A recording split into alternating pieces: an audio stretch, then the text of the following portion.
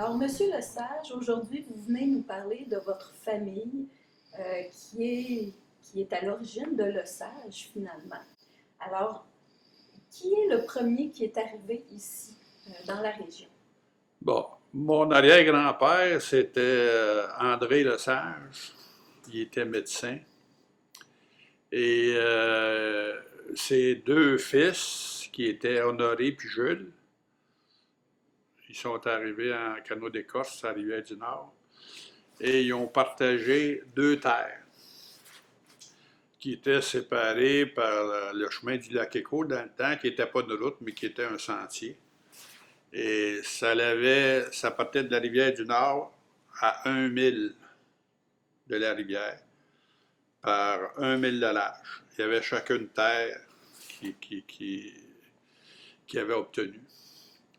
Et petit à petit, ben là, il y avait Shawbridge qui était déjà village, là, mais pas comme le Sage. Puis après ça, ils ont commencé à vouloir faire un village. Puis les premières réunions du conseil se tenaient au garage Content, dans l'office. Ah, OK. Lui, ce garage-là, il était situé, est-ce Il, qu'il il- existe il encore? était, il était aussi la Shell aujourd'hui. Là. Ça, c'était le coin, c'était un garage qui était opéré par Émile Contant. OK. Et c'était le point de rassemblement. Là, un peu tout se décidait là, si vous voulez. Et graduellement, ben là, il y a eu. Parce que dans ce temps-là, le lac Écho appartenait à Lesage. C'était.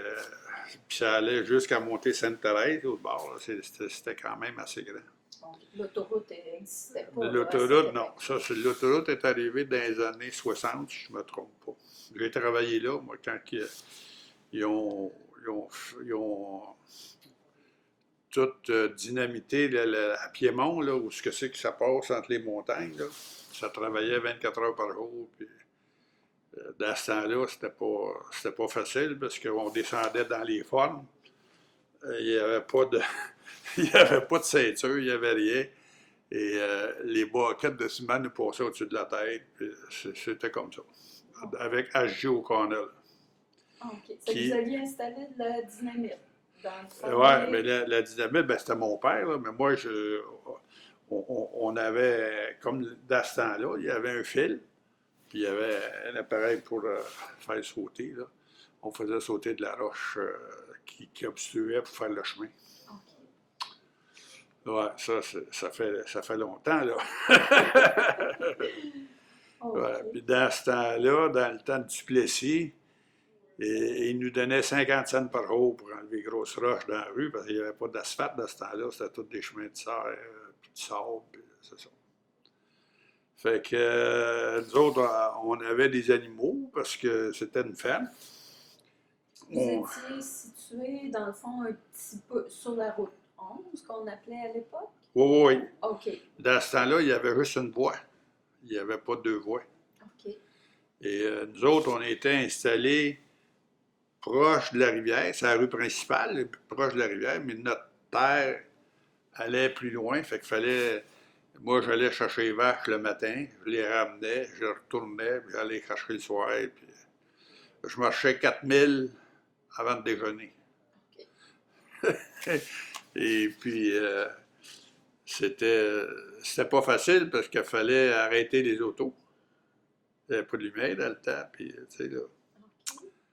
Pour, Et c'est comme ça que quand ma grand-mère elle restait là avec mon grand-père, le chemin de fer du Nord commençait à progresser vers le Nord.